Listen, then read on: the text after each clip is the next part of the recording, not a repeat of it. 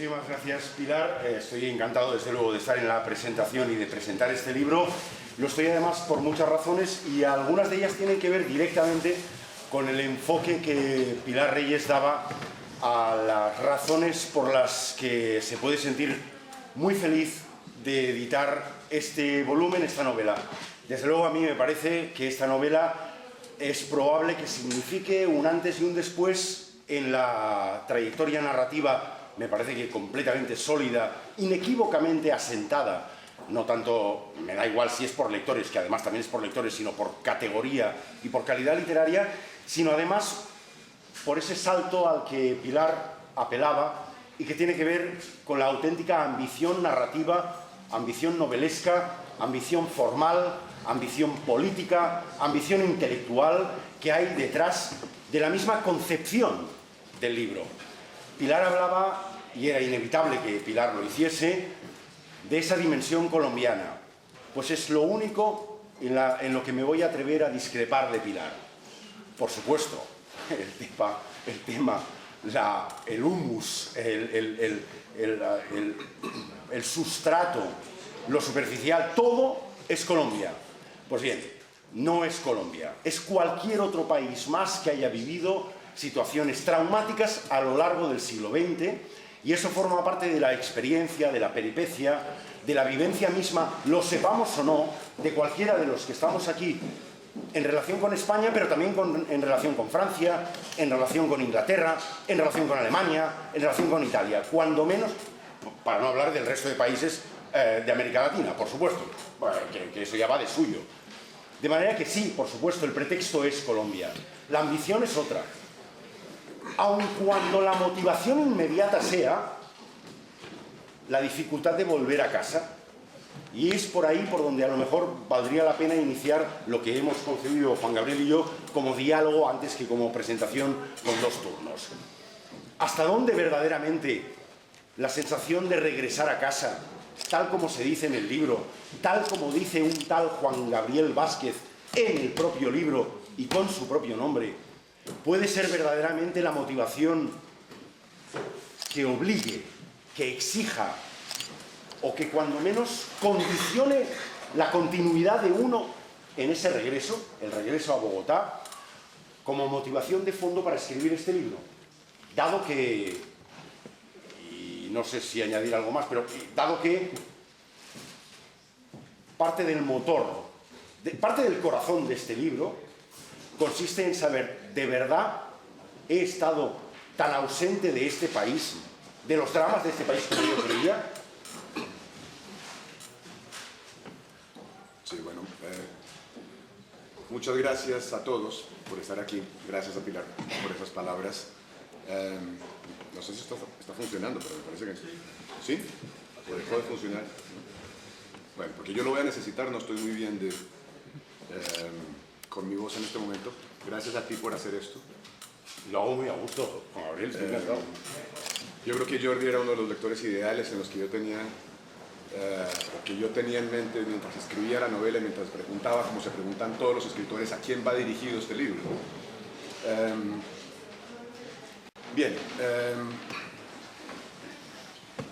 Yo me fui de Colombia en el año 96 y volví en el año 2012. La vuelta tuvo mucho que ver con la novela, como intuyes.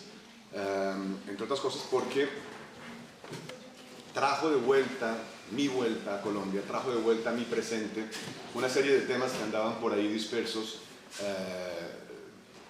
que estuvieron por ahí dispersos, no solo desde que me fui, sino desde que era niño. Ya esto empezó a funcionar. La novela tiene varios centros, varios ejes, pero uno de ellos es un asesinato. El asesinato en 1948 de Jorge Eliezer Gaitán, político colombiano importantísimo, un candidato a la presidencia, que un asesino solitario avaleó en plena calle bogotana a mediodía, un viernes de 1948. Ese crimen es para nosotros una especie de Kennedy. Ese es nuestro Kennedy, lo referimos a él muchas veces como nuestro Kennedy para explicarlo a alguien que no es colombiano. ¿Por qué? Porque desde que sucedió hemos tenido un poco la conciencia de que la historia no nos ha dicho la verdad completa, de que la versión oficial que hemos heredado, con la cual nos hemos educado todos los colombianos a partir de 1948, según la cual a Jorge Eliezer Gaitán lo asesinó un hombre, Juan Roa Sierra, y nadie más, es una versión mentirosa, es una versión incompleta, es una versión falseada. Yo particularmente he crecido con los mitos que rodean el crimen de Gaitán, con las leyendas, las historias que lo rodean, por razones familiares. Un tío mío, tío abuelo, era un político conservador importante en ese momento, y como gobernador de una provincia colombiana de la época, Boyacá, tuvo una participación indirecta en los hechos que siguieron al 9 de abril. En el año 2002, cuando yo leí las memorias de García Márquez, Vivir para contarla, que seguramente ustedes conocen, me sorprendió mucho encontrar a mi tío ahí, encontrar el nombre de mi tío mencionado como uno de los participantes en el teatro de la historia de esos años difíciles. De manera que durante toda mi vida los hechos del 9 de abril, del crimen de Gaitán, de lo que siguió, me han acompañado. Cuando volví a Colombia se hicieron más presentes que nunca, a través de mi contacto ya más sostenido, ya más convertido en amistad con una persona a la que había conocido en el año 2005 y que está verdaderamente en el origen de esta novela. Es un médico que en la novela se llama Benavides, ese no es su nombre real. Y los abogados me han dicho que no hay que poner los nombres de verdad en las novelas. Pero la novela está dedicada a... La novela está dedicada a Leonardo Garavito, pero ¿tú cómo sabes que es la misma persona? Te lo acabo de inventar, era una pregunta. No se lo vamos a decir a nadie. Este médico, Leonardo Garavito, tenía en su posesión, como parte de unas herencias de su padre, que había sido un legista, un médico forense muy importante en la Colombia de los años 60, había recibido dos cosas muy importantes, entre muchas otras cosas. Una vértebra de Jorge Eliezer Gaitán, en la que había pegado una de las balas que lo mataron, y la parte superior del cráneo de otro hombre, el general Rafael Uribe, asesinado en Colombia en 1914. La parte de su cráneo donde habían pegado las hachuelas de los asesinos que lo mataron. El doctor Garavito, o Benavides, me puso en las manos estas cosas. Y yo espero que ustedes entiendan, para cualquiera que sea vulnerable a los demonios de la historia, ¿no? O a los fantasmas de la historia encarnados en objetos, y más si esos objetos son partes humanas. Esto es un detonante brutal. Eso que ocurrió en el 2005 y que fue anecdótico en el año 2005, a partir de mi regreso a Colombia se convirtió en protagonista de mi vida. A partir de ahí comencé a verme y a entrevistarme con el doctor Garavito varias veces, a enterarme de la historia apasionante por la cual él había recibido partes del cuerpo de Gaitán y de Uribe. Es como si un norteamericano tuviera en sus manos el cerebro de Kennedy. Y ese contacto directo con este hombre, con esas reliquias, como se les llama en la novela,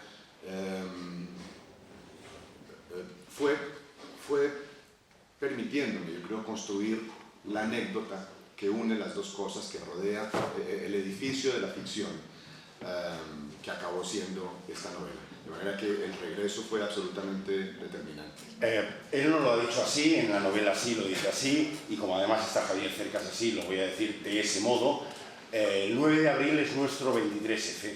Podemos hacer un traslado, una analogía, y en cierto modo, a pesar del tiempo transcurrido entre 1948 y los últimos años en Colombia, probablemente la densidad de sentido que lleva el 9 de abril de 1948 y el 23F de 1981 en España tiene un paralelismo potentísimo, que explica por qué he empezado con la impertinencia con la que he empezado, diciendo que sí, por supuesto, las 550 y tantas páginas de esta novela tratan de Colombia, pero desde luego no están interpelándonos a nosotros como personas, como lectores interesados en la historia de Colombia. A la mayor parte de los que estamos aquí, la historia de Colombia no nos interesa. Pero es muy probable que al lector francés, inglés, alemán o italiano tampoco le interese la historia de Colombia, ni tampoco la historia española del 23F. Y apelo directamente a Javier Cercas porque, en parte, la matriz de esta novela y de algunas otras tienen que ver con algo así como, y es la parte de la pregunta que le propongo a Juan Gabriel, tiene que ver con el modo en el que digerimos los relatos recibidos, consensuados, aparentemente inequívocos, teóricamente oficiales, esa palabra que por definición es absurda, pero que sin embargo nos sirve para entender de qué estamos hablando cuando hablamos de la explicación de un hecho traumático y complejo que ha pasado a ser narrado sistemáticamente igual. Gran parte de la magia potente que lleva esta novela tiene que ver con un hallazgo que ocupa unas 150 páginas, desde la 240 y muchos en adelante, y que es un libro publicado casi en directo, un libro que existe, que yo he podido leer por la tablet, y te preguntaré por qué no citas una tablet por ahí y tienes que quedarte en la casa. Lo de Carlos Carballo, me tengo que quedar en la casa para ver el libro, pero yo lo he leído por la tablet. Un libro que existe en 1917, de un señor que se chala, o que a lo mejor le sucede lo contrario. Dice, oye, están fallando demasiadas cosas en la explicación oficial del asesinato del presidente, del líder del Partido Liberal, que es lo que sucede en 1914. Y ese sujeto decide emprender una batalla contra todos y construir un libro de 270 páginas con informes, con documentación, etc., donde postula y hasta le inspira y hasta insta a leer de otro modo, aunque no tenga las pruebas para hacerlo y aunque en el juicio no se puede probar eso, leer de otro modo la peripecia de ese asesinato. La pregunta, por tanto, va orientada. La pregunta ahora todo eso es el prólogo a la pregunta, y la pregunta consiste en decir, ¿por qué es Juan Gabriel Vázquez quien está redactando, construyendo y relatando la angustia por averiguar qué es lo que sucedió en 1914, en 1948 y en tu propia adolescencia, cuando como alumno del instituto ves desde la ventana que le han pegado un tiro a alguien al lado? Sí, sí. Es buena la pregunta, ¿eh?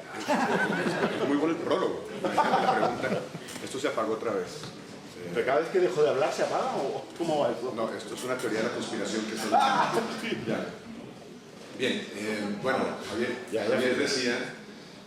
Cercas decía, suele preguntar, y se ha preguntado en mi presencia, en varias conversaciones que hemos tenido en público, ¿qué es un español? Y se responde diciendo, un español es alguien que tiene una teoría de la conspiración sobre el 23F. Yo creo que un colombiano es alguien que tiene una teoría de la conspiración sobre el 9 de abril, entre muchas otras cosas.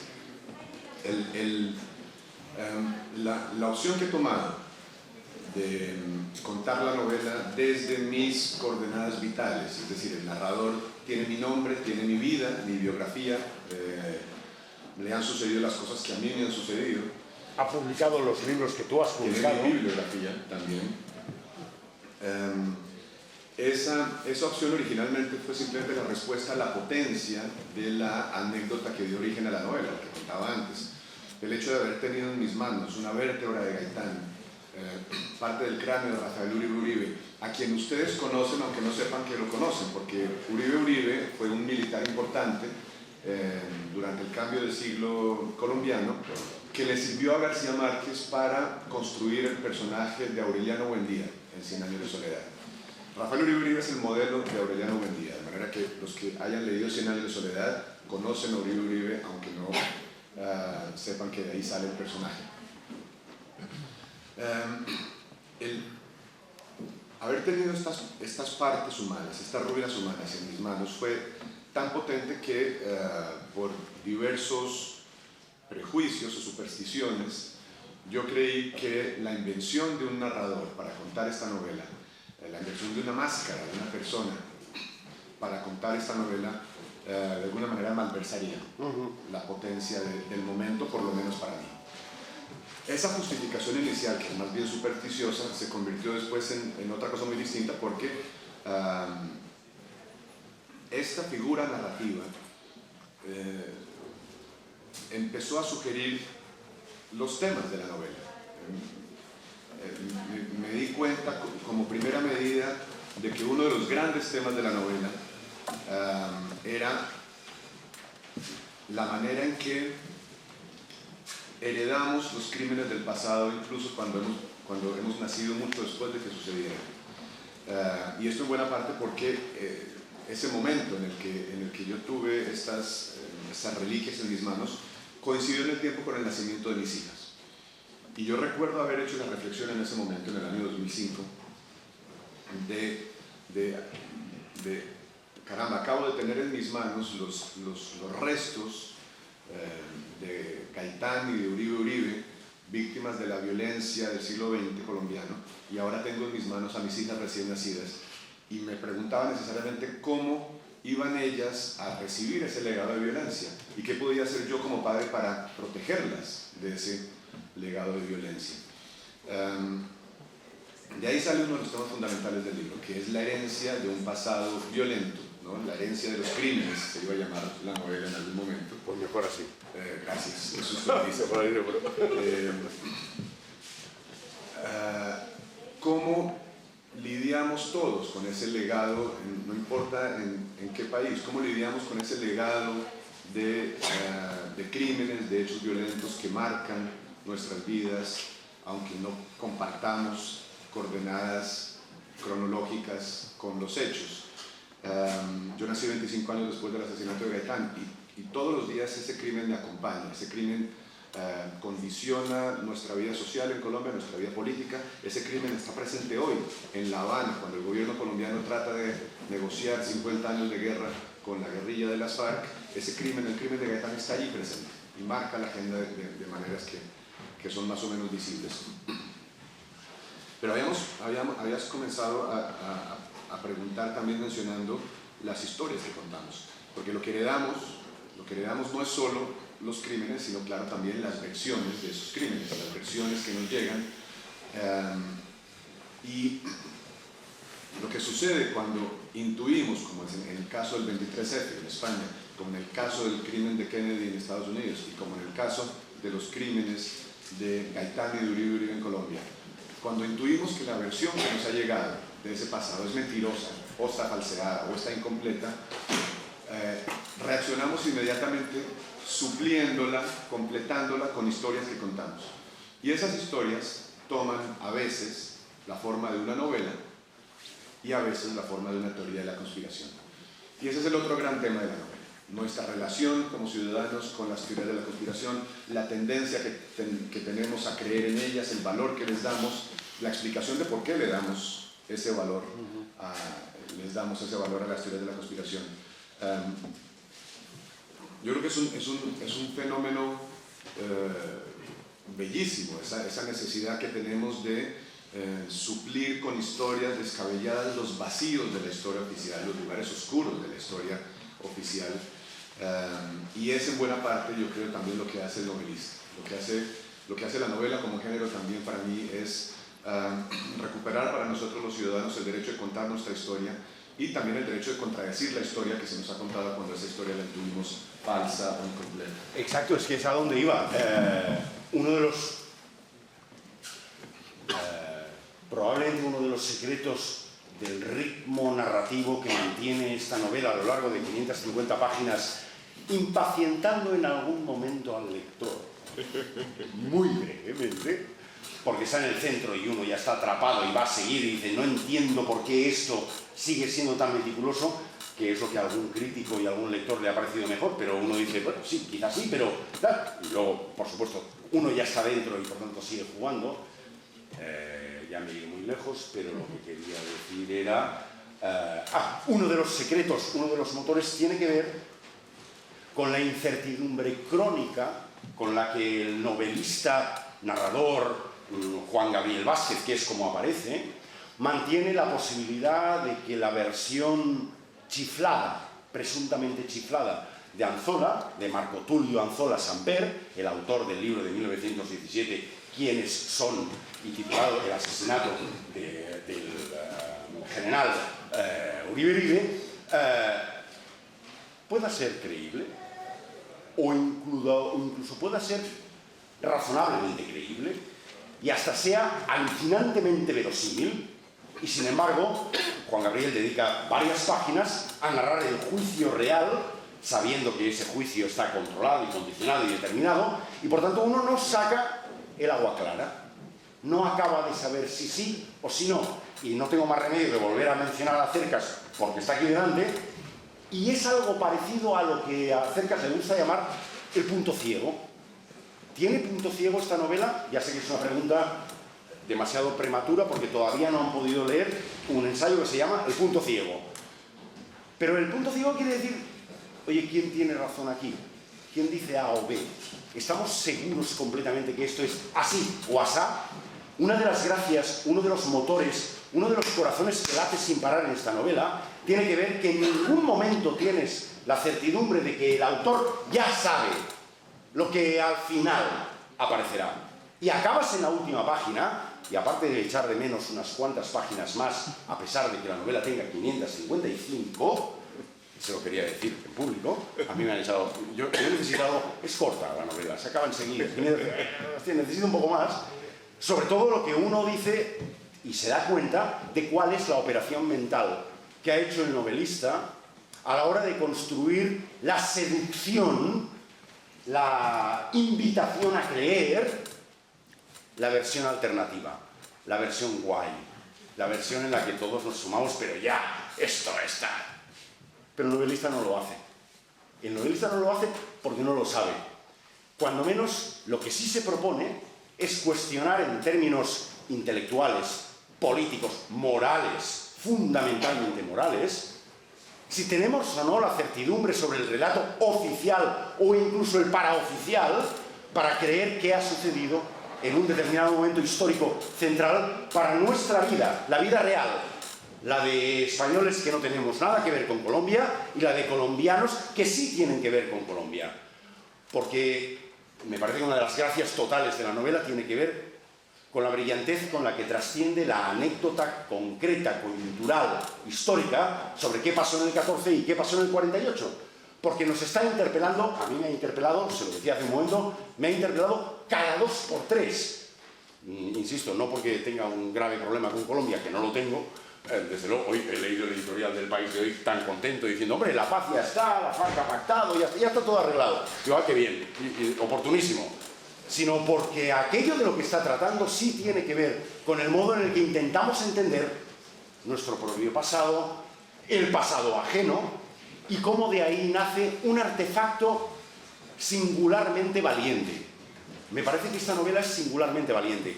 Por cierto, aquí hablar del 23F o hablar de la guerra civil, como hemos hecho sin parar, hombre, tiene, pues sí, puedes a lo mejor enfrentarte con unos cuantos cafres que te insultan porque dices que no sé qué, no pasa nada. Hombre, en Colombia no sé si es exactamente lo mismo. No tengo la impresión de que sea equiparable el coraje que hace falta para tratar de revisar asuntos centrales de Colombia, equiparable al coraje que puede hacer falta aquí. O cuando menos son corajes de otro orden, porque tengo la sensación de que algo de lo que habla esta novela es de la vigencia del pasado en la Colombia de hoy, como desde luego cualquiera de los que estamos aquí entenderemos como vigente nuestro pasado en el presente, sí, pero allí más. Me parece que allí más, por razones de una violencia mucho más poderosa de la que tenemos aquí. Quizá porque hemos pasado ya la etapa ETA, sí, que es lo único que podría, a escala muy pequeña, ser comparable. Me voy a agarrar de una de las palabras, de una de tus palabras recientes, el contenido moral de la novela. Como se haya vuelto a apagar. Ya, claro que está. Me voy. Yo quisiera subrayar eso. La forma de las ruinas no es una novela histórica. La forma de las ruinas, desde luego, no es una novela sociológica. De hecho, en la misma novela, hacia el final, se hace una especie de vindicación de la novela como género y de su talento para contarnos cosas que ningún otro género, ni la historiografía ni el periodismo, nos puede contar.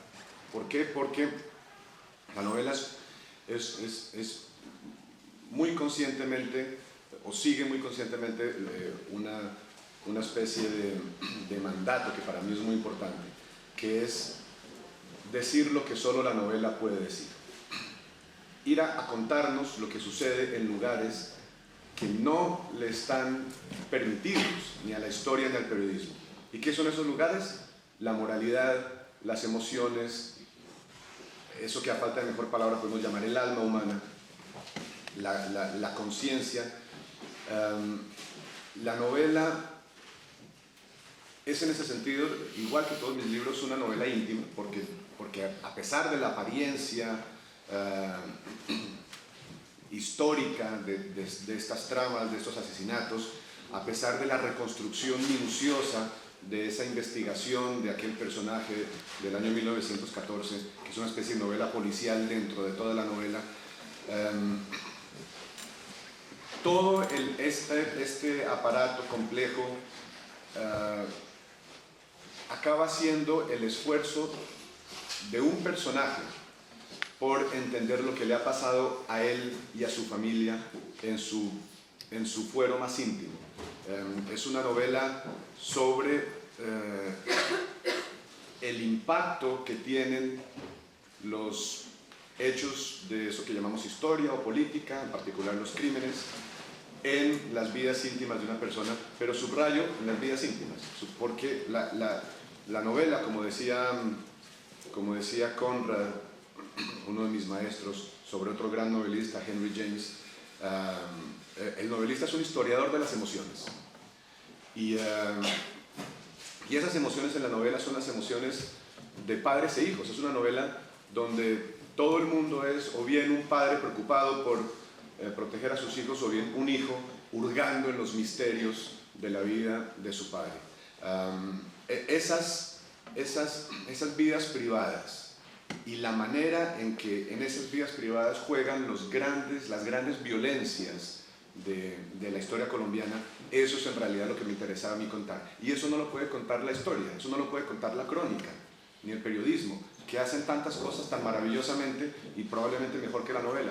Pero hay cosas que la novela hace mejor que la historia y el periodismo. Y yo creo que contar esos lugares ocultos y recónditos de nuestra conciencia, contar nuestra moralidad, contar nuestras emociones, eso es lo que la novela mejor hace y eso es lo que la novela debe hacer. Es que paradójicamente en la novela dices, o ahora no me acuerdo exactamente, o le haces decir a alguien, no recuerdo bien, la novela es el terreno de la especulación. A mí las novelas que me gustan, es al principio de la novela, son aquellas que exploran aquello que hubiese podido pasar, no aquello que sucedió. Y sin embargo, lo que uno está leyendo a lo largo de 555 páginas es el intento de abordar qué es lo que de veras pudo pasar sin renunciar a al mecanismo de especulación que la novela ofrece, da al novelista. Y ahora el matiz clave está aquí, me parece, al novelista informado. Tú sí te has leído las 266 páginas del informe de Anzola, sí, y has leído la prensa y has estado, por tanto, sí y no. Es decir, por tanto, esta novela es al mismo tiempo el intento de cristalizar la evidencia de que a lo mejor la novela puede estar jugando efectivamente a la especulación en términos imaginativos e incluso formales, Y sin embargo, este tipo de novela, como algunas otras relativamente recientes y que forman parte de lo que hemos entendido como una nueva visión de la novela, están apostando por al mismo tiempo ser veraces, o al menos con el mismo nivel de veracidad al que podría llegar un historiador que no tiene el talento de novelista, no tiene la capacidad de prosa del narrador, ni tiene los mecanismos de invención del narrador. Puede tener la misma información, pero no tiene lo otro. En esta novela, en algunas de Cercas, en algunas de Jordi Soler, lo he visto por ahí, Jordi Soler, en algunas de estas novelas uno tiene la sensación de estar ante un artefacto verdaderamente retador. Y ya no te cuento si encima es historiador, que es a lo que más o menos me dedico yo. Retador, ¿por qué? Porque uno reconoce la solvencia documental e historiográfica, pero al mismo tiempo reconoce la solvencia imaginativa, inventiva, estructural, que ya es otra cosa, que no tiene que ver con si uno está bien informado o no, sino que tiene que ver con el modo en el que uno traza una urdimbre para que los demás entiendan lo que sucedió o que pudo suceder, sin tener respuesta además. En cierto modo, tengo la impresión de que al final, cuando acabas la novela, lo que estás diciendo es, miren, de verdad, yo me lo he currado mucho, pero no tengo respuesta. Ahora, me da la impresión de que algo de verdad hay aquí. Y la pregunta es si hay algo de verdad, lo que acabo de decir ahora. Hay algo de verdad, también hay muchos puntos ciegos. Exactamente.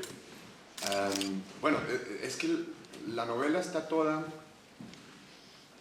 La forma de las ruinas es un libro muy raro y que para mí representa varios riesgos, entre muchas otras razones por el hecho de que es una novela donde todo el mundo está investigando algo. Es una novela llena de secretos, llena de misterios, donde todo el mundo está investigando un misterio de la historia, una teoría de la conspiración, por ejemplo, o un secreto familiar, una incomodidad de nuestro pasado, de manera que es una novela sobre zonas de sombra y sobre gente que se obsesiona con la verdad de esas zonas de sombra, con investigar lo que realmente ocurrió en un espacio o en otro. Pero legítimamente, la obsesión es legítima, no es lo un delirante. Sí. No es Don Quijote, que está charado. Por el lado de las novelas de comedia está charado, es una vuelta de hoja. Sí. Aquí no. Aquí no hay una charadura pura. Es decir, hay esa zona intermedia y la verdaderamente desasosegante, hostia, de que, oye, no está diciendo tonterías todo el rato. No, eso es lo más preocupante. Hombre, ahí es donde entra la novela de verdad y dices, hostia, claro, ¿qué pasa aquí? Eso es lo más preocupante, yo creo, del libro, y fue también lo más difícil de hacer, ¿no? Mantener a lo largo de 550 páginas un equilibrio entre esta visión un poco fanática del mundo, que considera que todo es una gran conspiración y que detrás de todo hay una mano negra, pero mantener eso también con el equilibrio de que, como decía Ricardo Piglia, también los paranoicos tienen enemigos. Es decir, que no todo es gratuito y ficticio en nuestro escepticismo frente a las verdades históricas que nos han llegado. Pero toda la novela está llena de estos investigadores. El punto de partida del libro es el de un personaje, Carlos Carballo, que es este obsesionado con la idea de que hay una conspiración que explica el crimen de Gaitán y lo une con el crimen de Kennedy, incluso es tan descabellado eso, y lo explica también con el crimen de Uribe. Y luego, a mitad de la novela, entra esta especie de antiguo doble de Carlos Carballo, el cazador de conspiraciones, que es ese viejo Marco Tulio Anzola, otro joven de dudoso equilibrio mental que se obsesiona con la idea de una conspiración detrás del crimen de Uribe y lo investiga con resultados espeluznantes que realmente sacudieron a la sociedad colombiana de esa época. Este es un personaje real, por supuesto, y mi trabajo como novelista consistió en la construcción del hombre, porque de él solo tenemos el libro que mencionaba Jordi Gracia, el resultado de sus investigaciones, publicado para escándalo de la sociedad colombiana en 1917. A mí lo que más me interesó sobre este personaje fue el hecho de que hubiera desaparecido, de que el autor de un libro de escándalo se hubiera olvidado para siempre, hubiera sido olvidado para siempre por la historia colombiana. Esto también se cuenta en la novela. Yo pude rastrear los documentos con los que él entró a Estados Unidos en 1919. Y claro, la explicación fue evidente. Un hombre que se enfrenta de esta manera a los poderes colombianos tiene que salir huyendo. Lo que pasa es que después de su entrada a Estados Unidos se le pierde el rastro. No hay más. No hay más sobre él. No. Si es fiable lo que dices, es así. Gracias. De manera que es necesario preguntarse uno si se hundió en el olvido porque era un falsario y un fabricador de calumnias, o justamente porque lo que dijo se acercó demasiado a la verdad. Y en la novela no hay ninguna razón objetiva o contundente o categórica que permita descartar del todo sus hipótesis, sus planteamientos. ¿Tenemos que apelar a una teoría conspiratoria? No, no hace falta, sino al ejercicio del poder, cuando el poder ejerce como poder e impide que se divulgue un tipo de versión complicada, comprometida. Eso existe. No hagamos ahora, no nos creamos, es decir, no intento pecar de ingenuo ni de marisabidillo. Eso forma parte de la realidad del poder, evidentemente. Y en este caso, este Anzola parece aportar una documentación, unas coincidencias, unas situaciones que no dejan de ser razonables. Una nota que alucinantemente tú no transcribes, la última nota del libro de Anzola dice, la última línea del libro dice, cueste lo que cueste, que no he entendido por qué no lo has aprovechado. Me he documentado. Citas el final, que por sobre las conclusiones, pero la última línea dice, cueste lo que cueste. Y cuando lo mandas, no. Cuando el tío llega en el 19 y recoges el registro y tal, digo, vale, ahora es cuando saldrá cueste lo que cueste. No sale, vale. Pero es alguien que va a entregar la vida, sea un delirante o no, tiene 23 años, cuando acaba el libro 26, cuando se publica 26, más o menos, por ahí. Estamos hablando de alguien que ha entregado la vida. Y luego el único rastro que te queda es, pues, esa cosa de juego, no me acuerdo, de la ruleta rusa, es...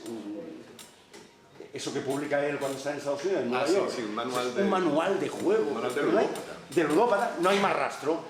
La fascinación de esos personajes es altísima, está en la novela, por supuesto, pero está sin que él sea el fascinado por el personaje, sino quien reconvierte a relato y a novela potentísima el aburrido, no, pero el latoso texto judicial, texto de Anzola. Que la información que recoge, él la convierte en un texto de lectura prácticamente ansiosa. Tenemos que terminar. Sí, perfecto, pues terminamos, ya está. ¿Alguien quiere hacer alguna pregunta? Ningún problema. Yo, una cosa, disiento de lo que ha dicho Juan Gabriel en cuanto a lo que... ¿Por qué no me sorprende? El lector aguante 550 páginas. No, lo he dicho yo eso, que las aguantaba muy bien. No, pero él ha explicado el porqué. Vale. Yo lo que creo es que, en realidad, el mérito de que un lector aguante 550 páginas, sea colombiano o sea chino, es la forma en la cual el autor escribe. Claro. Eso es lo determinante. Sí. Lo demás puede ser un aledaño, pero si no escribe bien, si no hay una forma que nos conduzca, que nos lleve y que nos arrastre, no hay novela de 550 ni de 20. Pues muchas gracias, Pera, por ese comentario con el que estoy de acuerdo además.